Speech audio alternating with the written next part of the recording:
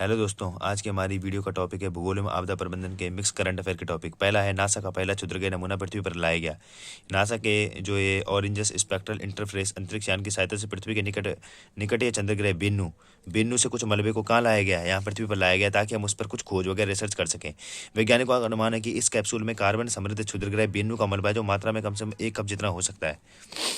दूसरा है ई prime layer. भूकंप वैज्ञानिकों की टीम ने पृथ्वी की सतह पर एक पतली ई प्राइम परत की खोज की है। जब पानी पृथ्वी की आंतरिक परत में प्रवेश करता है तो रासायनिक परिवर्तन प्रारंभ हो जाता है, जिसके कारण धात्विक तरल बाहरी कोर पर हाइड्रोजन समृद्ध सिलिकॉन रहित पतली परत का निर्माण होता है। इसके अतिरिक्त पानी कोर मेंटल सीमा तक जाता है तो वहाँ कोर में सिलिकॉन के साथ प्रतिक्रिया करता है, जिसमें सिलिका बनता है। यह खोज पृथ्वी की आंतरिक प्रक्रिया जैसे भूकंप आदि के बारे में हमारी समझ को आगे बढ़ाती है। इस पतली परत के द्वारा हम भूकंप के पृथ्वी की आंतरिक संरचना के बारे में जान सकते हैं। फिर है पूसा 44 का विकल्प पूसा 2090।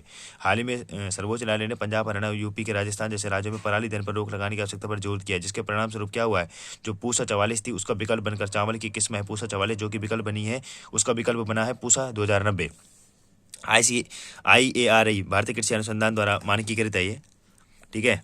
अगर हम बात करें पूसा 2090, IARI ने पूसा 2090 विकसित किया, जो पूसा 44 तथा CB 501 के बीच मिश्रण से प्राप्त एक उन्नत किस्म है, जिसके द्वारा कहीं ना कहीं पराली की जो समस्या जड़ने की उस पर रोक लगाई जा सकती है।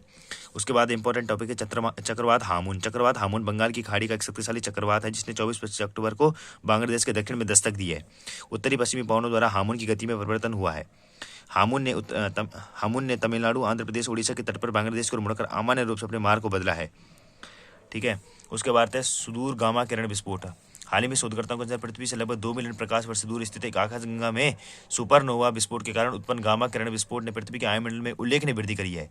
गामा किरण विस्फोट के प्रभावों का अध्ययन चाइना सीस्मो इलेक्ट्रोमैग्नेटिक सैटेलाइट की मदद से किया गया है, जिसे 2018 में लॉन्च किया गया था। गामा किरण विस्फोट गामा किरणों के अल्पकालिक विस्फोट है, जो प्रकाश का सबसे ऊर्जावान रूप है। फिर आता है बेन गुरियन नहर योजना। हाल ही में बेन गुरियन नहर योजना में फिर से रुचि दिखाई है। प्रस्तावित समुद्र स्तरीय नहर 160 मीटर लंबी है, जो सुएज नहर को दरकिनार करते हुए भूमध्य सागर को अकाबा की खाड़ी से जोड़ती है, ठीक है। इसका मैपिंग बहुत ही इंपॉर्टेंट है। अकाबा की खाड़ी लाल सागर की पूर्वी शाखा से शुरू होकर नेगेव रेगिस्तान इजराइल के माध्यम से एक नहर का निर्माण करती है। यह पूर्वी भूमध्य सागर तट का विस्तृत रूप है, जो वैकल्पिक व्यापार का मार्ग प्रदान करती है।